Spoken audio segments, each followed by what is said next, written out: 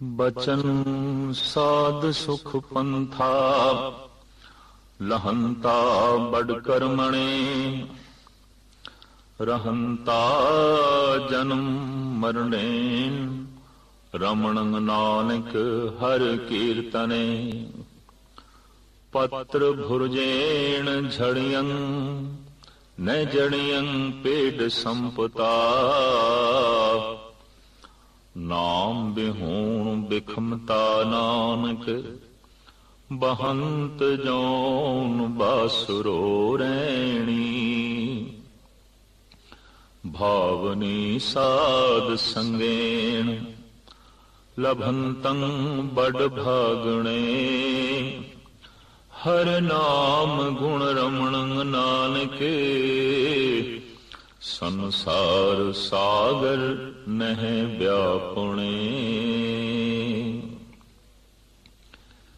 कीड़ी तो लेके हाथी तक, जर्रे तो लेके सूरज तक जो ये सारे गर्दिश दे च ने अपने केंद्र दी तलाश है, अपना अस्थान लभ रहे हैं। अस्थान की है परम आनंद परम खेड़ा। जड़ जो गर्दिश दे च है वो चेतन हो रहा है, चेतन जो गर्दिश दे च है वो परम चेतन होने दी कोशिश दे च है ते परम चेतन परम आनंद तक पहुंचने दी तलाश कर रहे हैं। कोई जर्रा किवें सूरज बने और कोई सूरज किवें महासूरज बने और कोई महासूरज किवें प्रभु बने, परमात्मा बने, ईश्वर बने। उस दे लई एक मार्ग साहिब श्री गुरु अर्जन देव जी महाराज इस गाथा नामक बाणी विच दस रहे ने। बचन साध सुख पंथा लहंता बड़ कर्मणे। सुख दा पंथ ते केवल गुरु दे बचन ने, परम पुरख दे बचन ने। क्योंकि परम पुरख दे बचन, गुरु दे बचन वास्तविक सीधे प्रभु तो आए ने। जैसे किरणा सीधियां सूरज तो आमदियां ने, ये बचन ज्ञानमयी सीधे ही प्रभु तो आमदे ने। जैसे में आवे खसम की बाणी तैसड़ा करी ज्ञान वे ला लो। कोशिश ते हर एक दी है वो मार्ग मैनू लभे जो सुख तक पहुंचावे। हर मनुख सुख दा पंथ लभ रहा है, हर जीव सुख दा मार्ग लभ रहा है। हर पशु पक्षी चाहे जड़ है चेतन है, तलाश है सुख दी और उस मार्ग दी जो सुख तक पहुंचावे। साहब कहते ने गुरु दे बचन ही सुख दा मार्ग ने, परम पुरख दे बचन ही सुख दा पंथ ने। बचन साध सुख पंथा, सुखां दा मार्ग है साधु दे बचन, पर लहंता बड़ कर्मणे। वड्डियां भागां अनुसार किधरे इस पंथ दी प्राप्ति होंदी है। जीवन विच कुछ ऐसे पुण्य कीते होवन, जीवन विच कुछ इस तरह दे पुनीत संस्कार होवन, तां ये पुनीत संस्कार, ये पुनीत कर्म सुख दे मार्ग ते तोर देंदे ने मनुख नूं और सुख दा मार्ग उपलब्ध करा देंदे ने। जिस भी किसी मनुख नूं सत्संग उपलब्ध है ते सत्संग दे च गुरु दे बचनां दी प्राप्ति हो रही, उसनूं इतना ते समझ लेना चाहिए कोई पुनीत कर्मां दा फल, कोई महान साधना दा ये फल है। जैसे ये जन्म, मां बाप, धन संपदा, रंग रूप प्रालब्ध अनुसार प्राप्त होंदी है, कर्मानुसार प्राप्त होंदी है, तिवें सत्संग साधु दे बचन ये सुख दा मार्ग भी वड्डे कर्मानुसार लभदा है। सतगुरु ते साफ कहंदे ने हर कीरत साध संगत है, सिर कर मन के कर्मा कहो नानक तिस भयो परापत। जिस पूर्व लिखे का लेना। स्पष्ट गल कर देती कि पूर्वली अगर कोई लिखत है, पूर्वला अगर कोई पुनीत कर्म है, कोई संस्कार है, तो उस अनुसार ही कर्मां दे चों सिरमौर कर्म हरि दी कीर्ति, साधु दी संगत, साधु दे बचनां दी उपलब्धि होंदी है, प्राप्ति होंदी है। तो महाराज कहंदे ने सुख दा मार्ग है गुरु दे बचन, साधु दे बचन, पर प्राप्त होंदे ने वड्डे कर्मां अनुसार। जद इन्हां बचनां दी प्राप्ति हो जाए, पहचान की है कि इस मनुख नूं गुरु दे बचनां दी प्राप्ति हो गई है।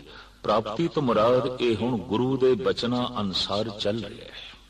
ये गुरु दे मार्ग ते चलन तो मुराद गुरु दे बचन दे मुताबिक अपनी जीवन बसर कर रहे हैं। हुण जो गुरु दे बचन ने वो इसदा जीवन बन चुके है। हुण जो गुरु दे बोल ने उदी तर्जे जिंदगी बन चुकी है। अगर ऐसा है तो गुरु दे बचनां विच एक बरकत है, रहंता जन्म मरणे रमण नानक हर कीर्तने।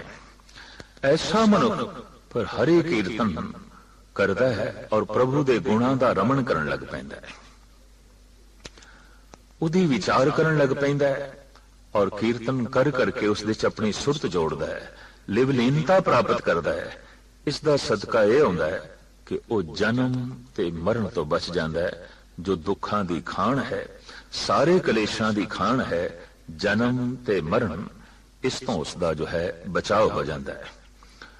अगले श्लोक विच साहिब कहंदे ने पत्र भुरजेण झड़ियन ने जड़ियन पेड़ संपदा। पतझड़ दी रुत विच, मौसमे खिजां दे दरख्तां नालों जद पत्ते सुकदे ने ते सुक के झड़दे ने, धरती ते गिरदे ने।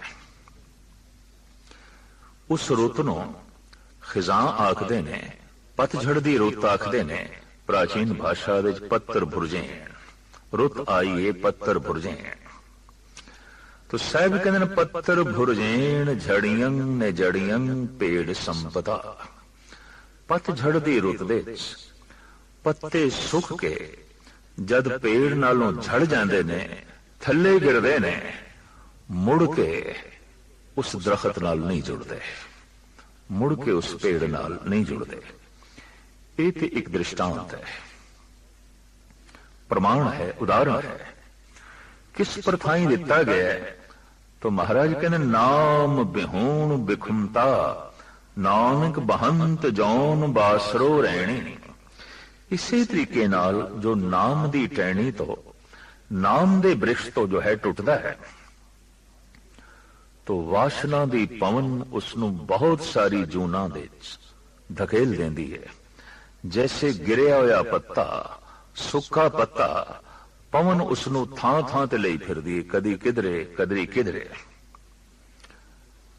आत्मदर्शी मनुख जद खिजां दी रुत नूं भी देखदे न तां कुछ आत्म प्रेरणा लैंदे ने, ते जद मौसमे बहार नूं वेखदे ने तां भी कुछ आत्म दर्शन की प्रेरणा लेंदे ने। महान अनुभवी साधु एक दिन पतझड़ दी रुत विच जंगल दे चों लंघे जा रहे ने। सुक्के पत्ते हवा दे तेज झोंकियां नालों टुट के जमीन ते पै रहे ने और कड़कड़ करदे ने। सुक्के पत्तियां च आवाज कड़कड़ दी। हल्के हो गए ने, हवा हुण उन्हां नूं दूर लई जांदी है, दूर लई जांदी है। जिस दरख्त दी शाख नाल उन्हां दा जीवन सी, उन्हां दी हरियावली सी, उन्हां दा खेड़ा सी, जिहड़ी पवन उन्हां नूं नचांदी सी, दरख्त दे नाल जद ओ जुड़े सन, नृत करदे रहिंदे सन, झूलदे रहिंदे सन, आनंदित सन, हरे भरे सन, ओही पवन अज दूर ले जा रही है। जद सुक गए, गिर गए। इस महान साधु दे अंदरों इस गिरे हुए पत्ते नूं वेख के, इस भटकदे हुए पत्ते नूं वेख के, जिसनों पवन बहुत दूर ले जा रही सी, दरख्त ते ਇਹ ਜੋ ਹੈ ਪੱਤੇ ਦਾ ਸੰਵਾਦ ਲਿਖ ਦਿੱਤਾ। ਪਾਤ ਉਡੰਤਾ ਬੋਲਿਆ ਸੁਣ तरवर बन राय, अब के बिछड़े कब मिले दूर परेंगे जाए। ਇਹ ਭਜਦਾ ਹੋਇਆ ਪੱਤਾ, ਇਹ ਟੁੱਟਿਆ ਹੋਇਆ ਪੱਤਾ ਜਿਹਨੂੰ ਪਵਨ ਹੋਰ ਦੂਰ ਲੈ ਜਾ ਰਹੀ ਹੈ, ਹੋਰ ਦੂਰ ਲੈ ਜਾ ਰਹੀ ਹੈ, ਜਿਸ ਦੀ ਨਜ਼ਰਾਂ ਤੋਂ ਵੀ ਦਰਖਤ ਓਝਲ ਹੁੰਦਾ ਜਾ ਰਿਹਾ ਹੈ, ਫਰਿਆਦ ਕਰ ਰਿਹਾ ਹੈ, ਐ ਦਰਖਤ ਟੁੱਟਤੇ ਗਏ ਆ ਤੇਰੇ ਨਾਲੋਂ, ਫਿਰ ਕਦੋਂ ਜੁੜਨਾ ਨਸੀਬ ਹੋਵੇਗਾ, ਫਿਰ ਵੀ ਕਿਧਰੇ ਮਿਲਾਪ ਹੋਵੇਗਾ। ਪਾਤ ਉਡੰਤਾ ਬੋਲਿਆ सुन तरवर बन राय, अब के बिछड़े कब मिले दूर परेंगे जाए। अगों दरख्त बोल पिया, आगे तरवर बोलिया सुन पात मम बात, हमरो एही सुआव है एक आवत एक जात। मेरे सुभाव दा तैनू पता नहीं, तू झड़ गया ਹੋਰ ਮੈਨੂੰ ਲੱਗ ਜਾਣਗੇ। ਸਾਡੇ ਕੋਲ ਤੇ ਇਹ ਆਵਾ ਗਵਨ ਬਣਿਆ ਹੀ ਰਹਿੰਦਾ ਹੈ, ਇੱਕ ਆਉਂਦੇ ਨੇ ਇੱਕ ਜਾਂਦੇ ਨੇ, ਇੱਕ ਰੁਖਸਤ ਹੁੰਦੇ ਨੇ ਹੋਰ ਆ ਜਾਂਦੇ ਨੇ, ਉਹ ਰੁਖਸਤ ਹੁੰਦੇ ਨੇ ਹੋਰ ਆ ਜਾਂਦੇ ਨੇ।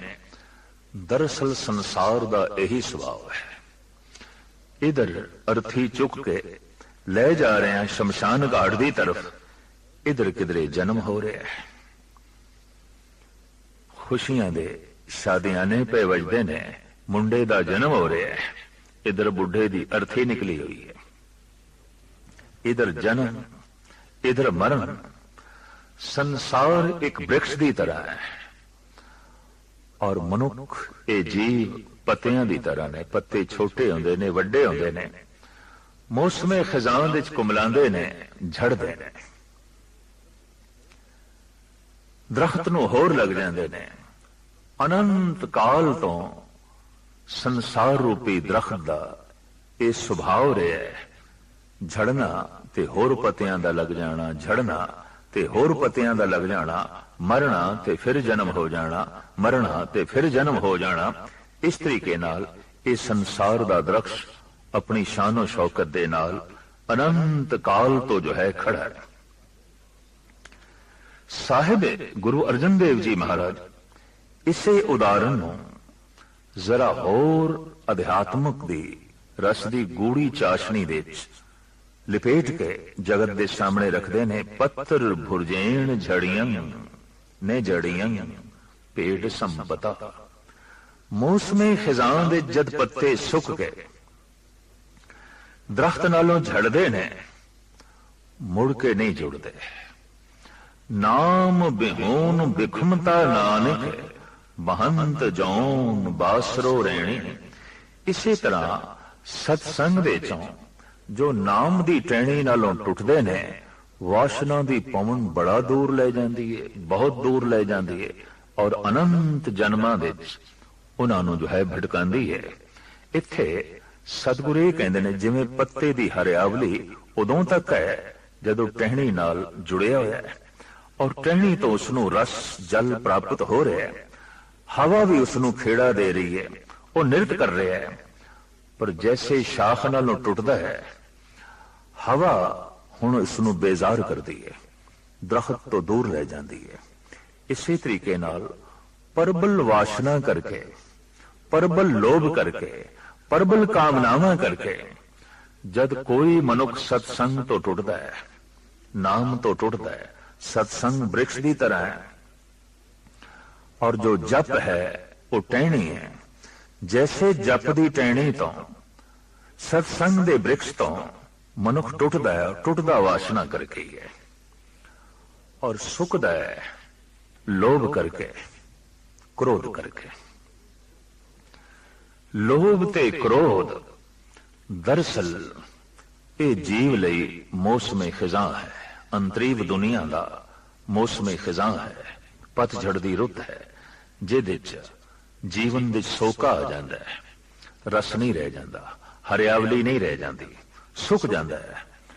ਔਰ ਜੈਸੇ ਵਾਸ਼ਨਾ ਦਾ ਵੇਗ, ਵਾਸ਼ਨਾ ਦੀ ਇਹ ਪਵਨ बहुत जोर दी जो है चल रही है तो सुक्या होया ये झड़ भी जाता है। पहले तो सुक गया, बैठा तो सत्संग दे च है, मायूस है, चिंतातुर है, हौके भर रहे है, हैरानगी है, दरख्त नाल जुड़े होया ते फिर सुक गया।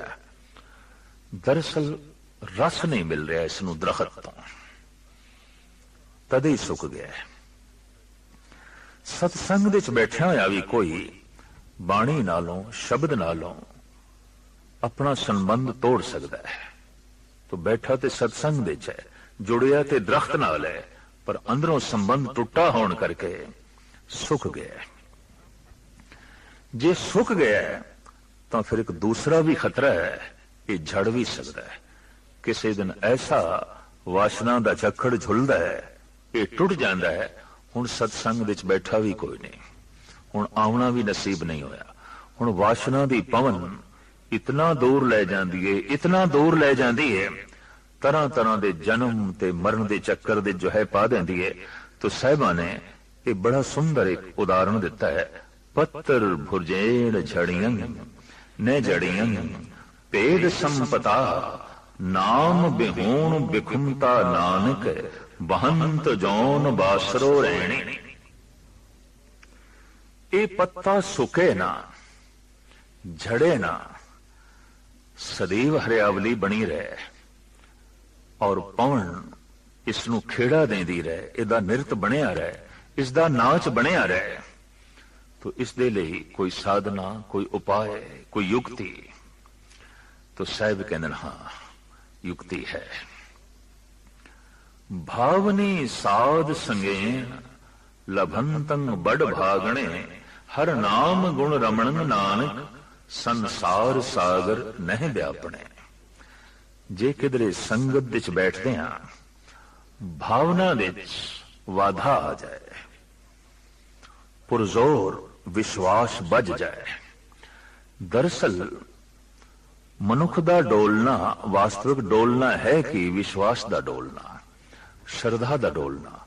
तदी ते प्रार्थना करनी पैंदी है, डोलन ते राखो प्रभु नानक दे कर अर्थ।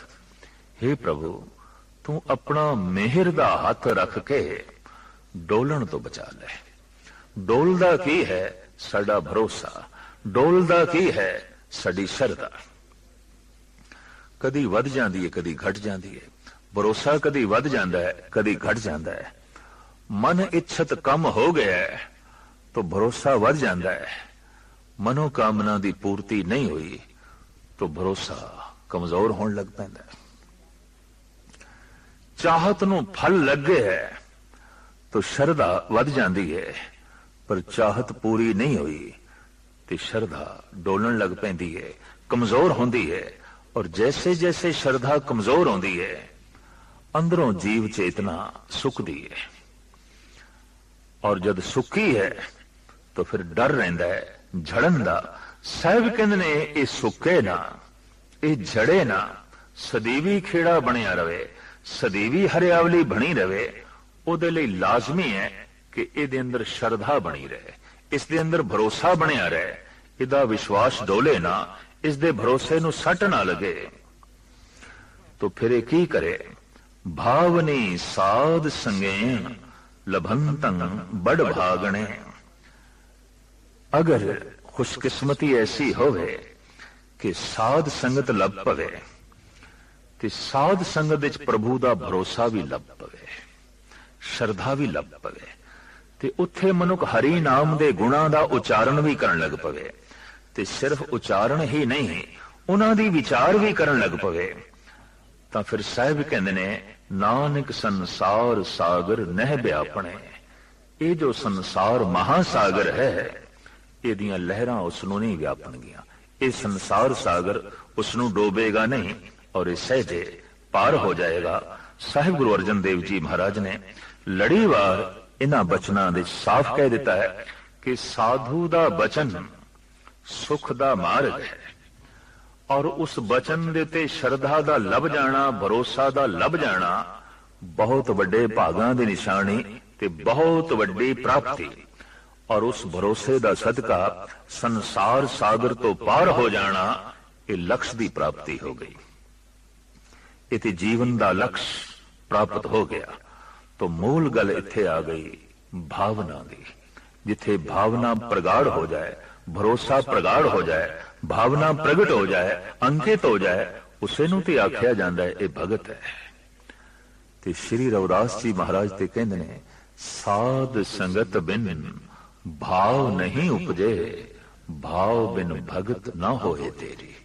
भाव तो बिना कौन भगत होया है, भावना तो बिना किसकी भक्ति जो है सिरे चढ़ी है।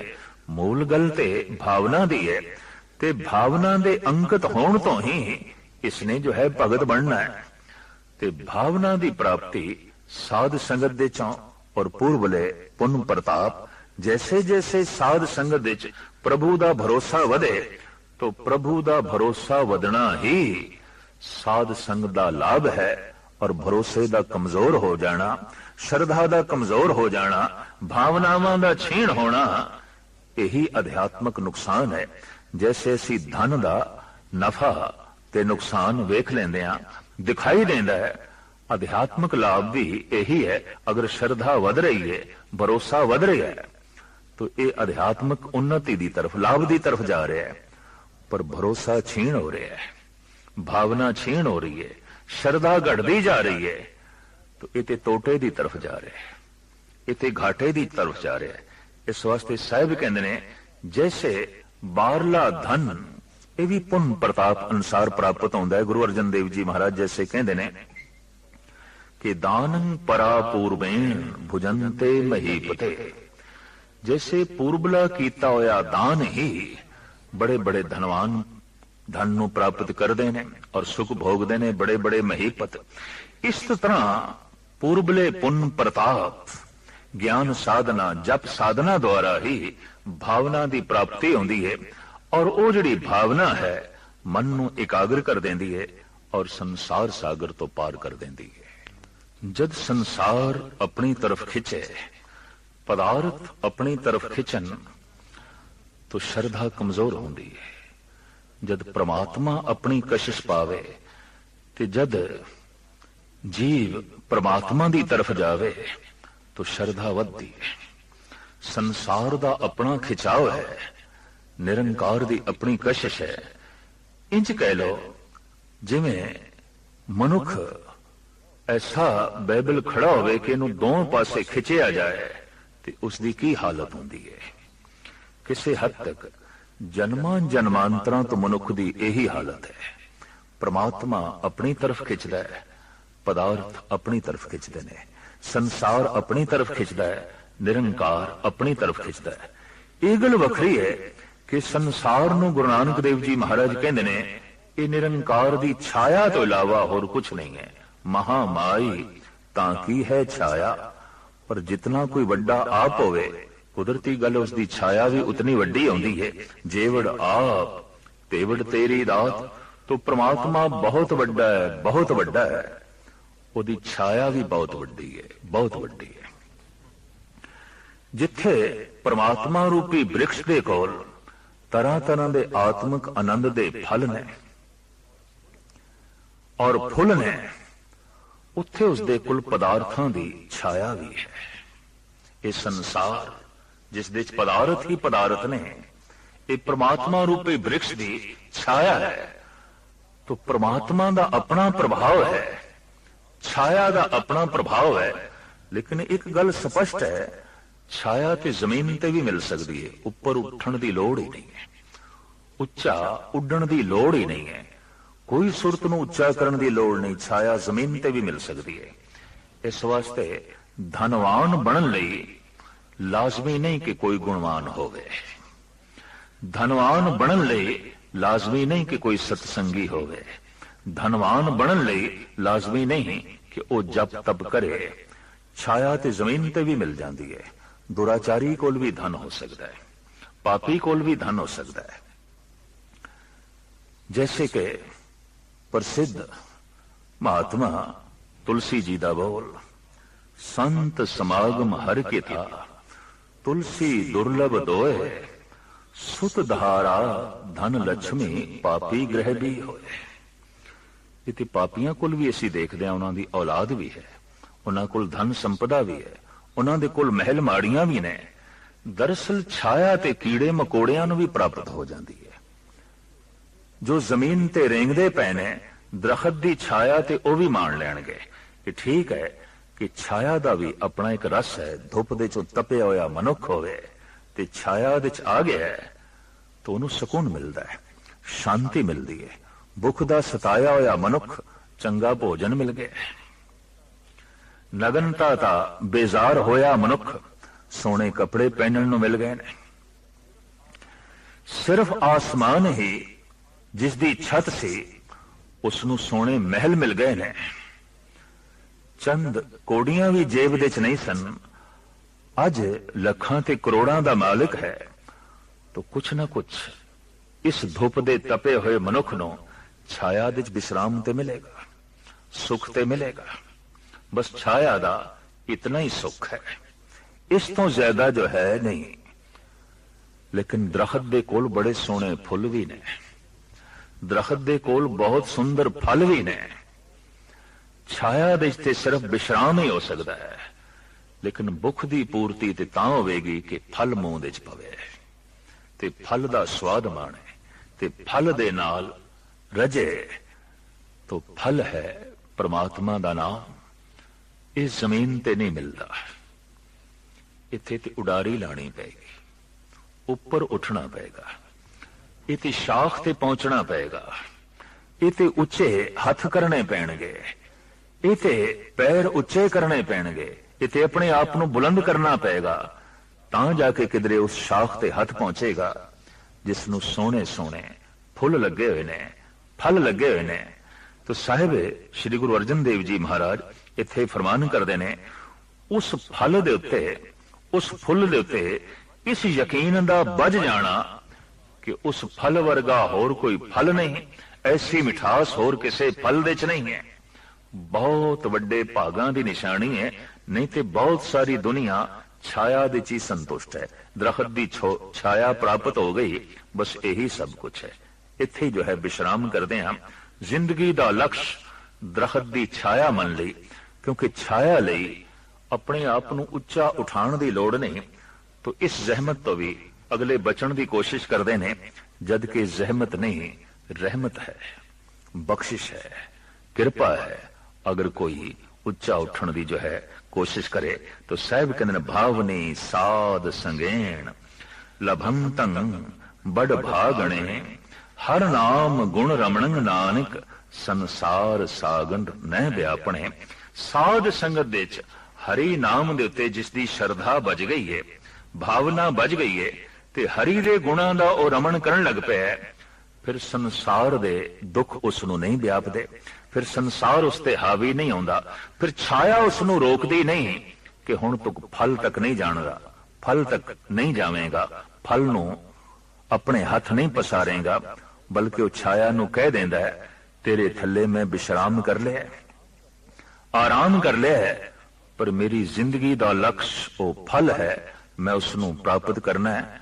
और मेरे अंदर उसकी भावना जाग पई है, श्रद्धा जाग पई है। अगर ऐसा हो गया तो सतगुरु कहंदे ने ये अध्यात्मक तौर ते उन्नति दे मार्ग ते जा रहा है, लाभ दे मार्ग ते जा रहा है।